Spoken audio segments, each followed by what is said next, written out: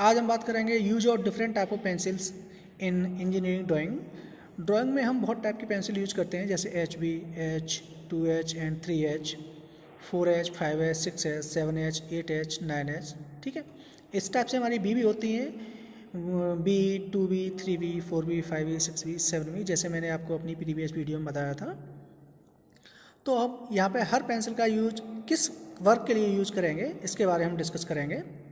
तो सबसे पहली पेंसिल है हमारी ड्राइंग पेंसिल HB। अब इसका यूज कहाँ किया जाता है? इसका यूज हम बाउंड्री लाइन के लिए, आउटर लाइन के लिए, फाइनल आंसर लाइन के लिए, फ्री हैंड राइटिंग के लिए, जैसे हम कोई भी स्टेटमेंट लिखते हैं, जैसे यहाँ पे लिखा हुआ आपका कटिंग प्लेन, ठीक है, hidden line, central line, outline, dimension line, extension line, section line, leader line. तो जो भी हम स्टेटमेंट लिखेंगे वो हम HB पेंसिल से लिखेंगे। जितने भी हमारे डायमेंशन फिगर हैं, जितने भी हम यहाँ पे वैल्यू लिखते हैं, जैसे यहाँ पे लिखा हुआ है लीडर लाइन, जिसका डाया दे रखा है हमारा 8 का, ठीक है, यहाँ पे 100 लिखा हुआ है। तो ये जितने भी हमारी फिगर्स हैं, उन फिगर को लिखने के लिए हम HB पेंसिल का यूज करेंगे। या हमें किसी भी ड्राइंग का टाइटल हमको लिखना है, जैसे ये हमारा ऑर्थोग्राफिक प्रोजेक्शन है, ये जो ड्राइंग आपको दिखाई दे रही है ये हमारी ड्राइंग है ऑर्थोग्राफिक प्रोजेक्शन की।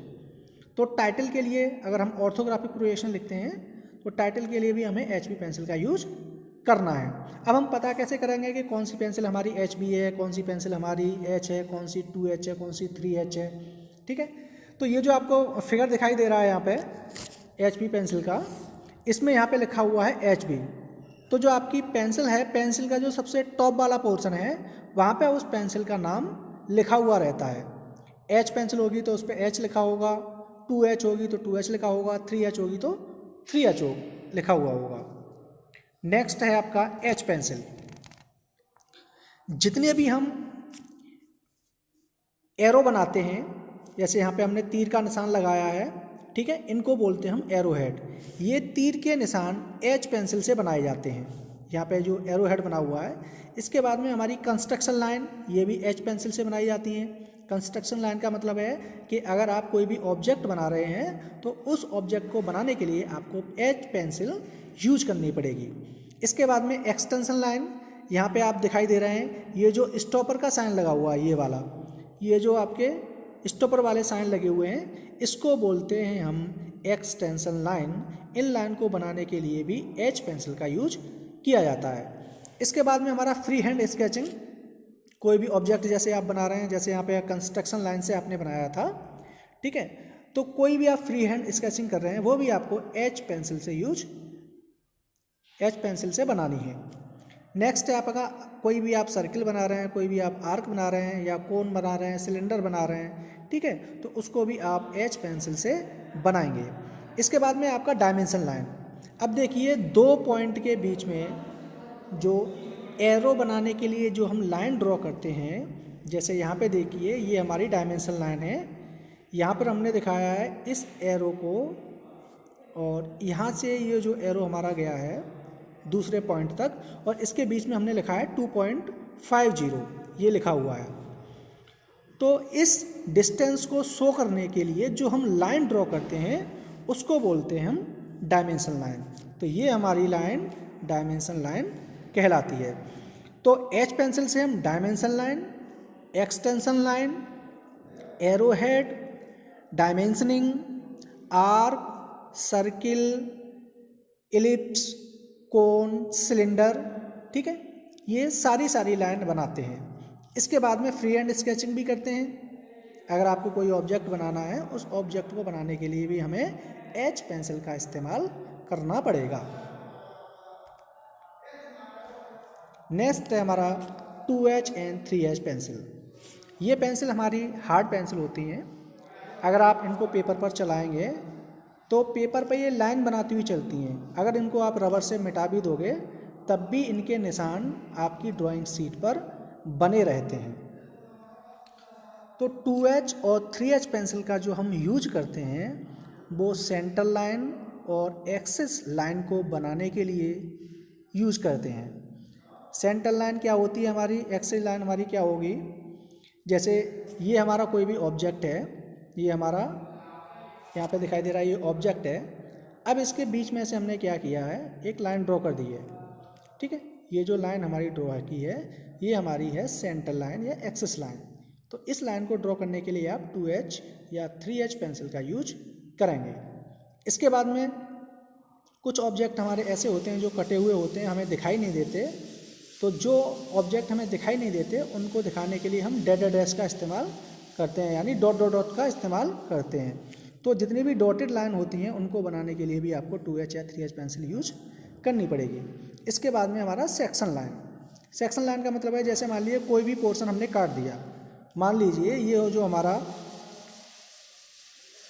ऑब्जेक्ट है हमने यहाँ से काट दिया किसी भी एंगल पर, ठीक है।